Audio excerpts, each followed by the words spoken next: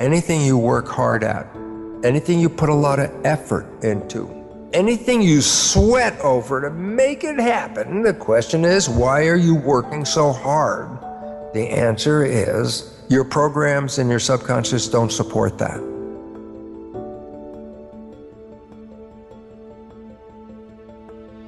When you're thinking, that's conscious mind, creative. I'm thinking. If your conscious mind is driving the vehicle, let's say you're controlling your nervous system, controlling your behavior, you got the hands on the wheel, you're driving the car with your wishes and desires. I want to go here, I'm going to go do that. And I say, great, wishes and desires. Let's say you're walking down the street, and then all of a sudden you have a thought. The conscious mind at this moment, is it paying attention to the walking on the street, or does it go inside your head and look for the answer? That's a question.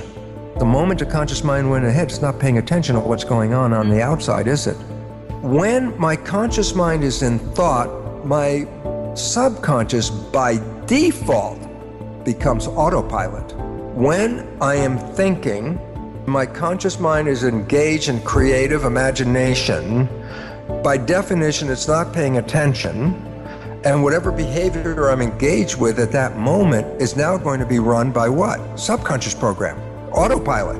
When you're thinking, autopilot, subconscious is in control. How much of the time are we thinking? The average person, 95% of the day has a thought going on, which means 95% of the behavior during that day is programmed and managed by the subconscious. Your life is not controlled by the conscious mind, which is wishes and desires. Okay? It's controlled by the subconscious, which has been programmed by observing other people.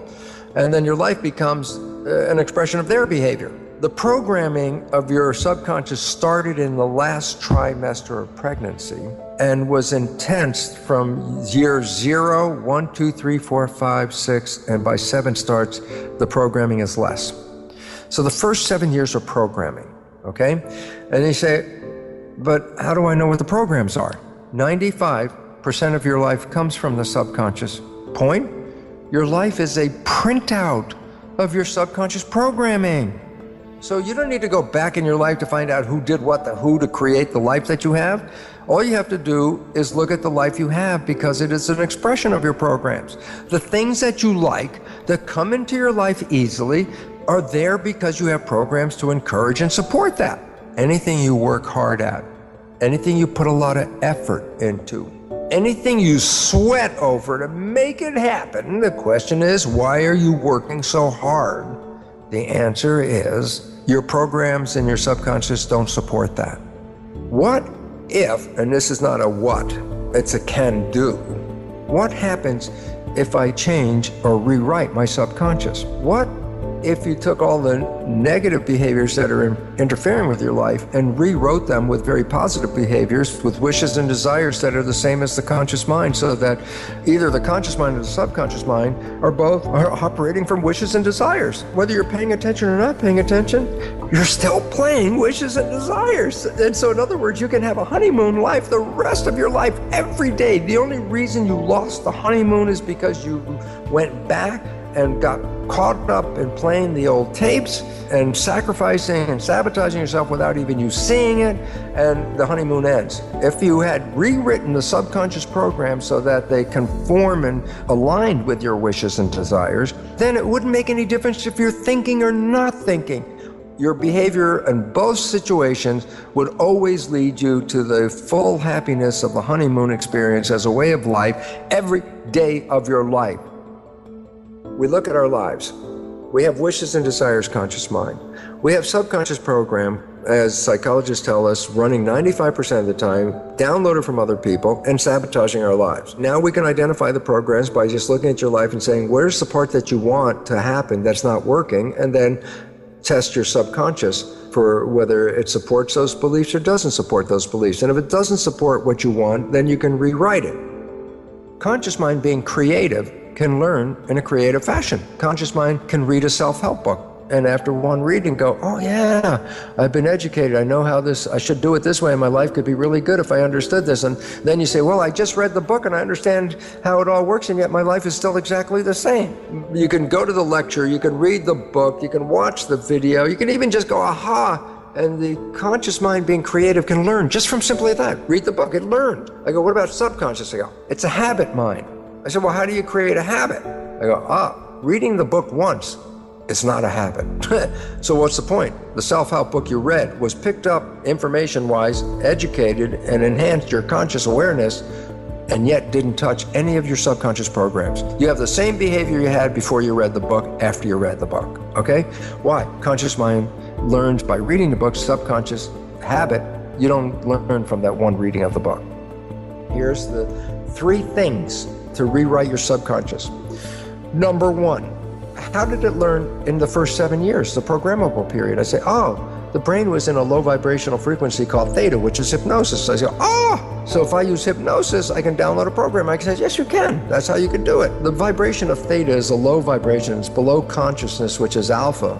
And a higher vibration in alpha is beta, which is like schoolroom studying, work mind, work consciousness.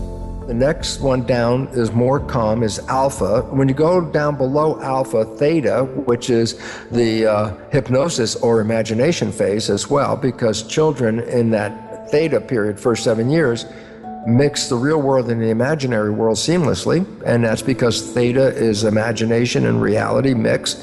And then below theta is a one lower vibration called delta, which is absolute sleep.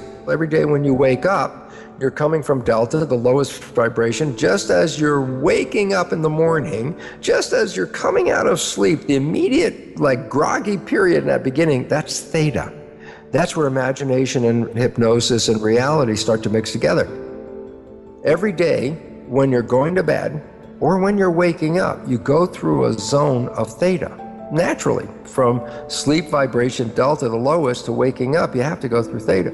Theta is imagination. So guess what? If you put earphones on and play a program as you're going to bed, just as your conscious mind lets go and is not paying attention to the program at this point, you're really going off into sleep. Theta is engaged. And what's theta doing? Taking the program and downloading it into the subconscious mind, because that's what theta does, hypnosis, bypassing the conscious mind, which just went to sleep. So every night, putting on earphones and playing a program of a behavior that you want to create in your life, repetition of that every night will then manifest that experience. Number 2, what about programming after age 7? I go, well, then the conscious mind's working. So how do I put a new program in? I say, you practiced. You repeated something over and over and over again, making a habit out of it. So repetition. So I say, you find that your behaviors are not supporting you, then guess what? Generate a behavior that represents supporting you and repeat it just like a player on a sporting team. Go out and do the practice. Just repeat it and repeat it and repeat it. Even if it's not real at the time, it will become real as it becomes downloaded as a program. Your subconscious will take that program and then use it to manifest life from it. Those are the 2 fundamental ways. Now, let me just add the last one, and this is really important because you can find it on my website. There's a whole listing of belief change modifications, and these belief change modalities all involve something called super learning. And what's relevant about them is these are practices where you can rewrite a subconscious belief in about somewhere between 5 and 10 minutes. A belief you may have had 40 years affect your life. Using some of these technologies, you can rewrite that belief, make a positive belief out of it in anywhere between 5 and 10 minutes. Yes, we've been programmed. The vast majority of the programs are negative and disempowering. So yes, the vast majority of people on this planet are having that negative experience as well. So the next most important thing now is to recognize, well, if I'm not getting what I want, is it because the universe is not giving it to me? And the answer is almost inevitably no. It's because your own program that's invisible, operating 95% of the day, is keeping it away from you.